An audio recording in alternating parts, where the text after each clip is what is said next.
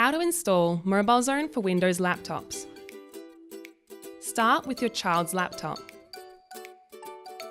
Visit familyzone.com/laptops. Download MobileZone for Windows. Locate the downloaded installer file. This may be available through the browser or located in the device's downloads folder. Launch the installer and follow the prompts to complete the installation. You'll need the administrator password.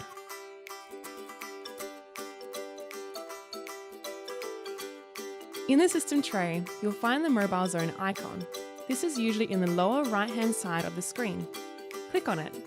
Sign in with your FamilyZone email and password. Assign a device name, select the device owner, then click Assign. And that's it. MobileZone is now protecting your child's device.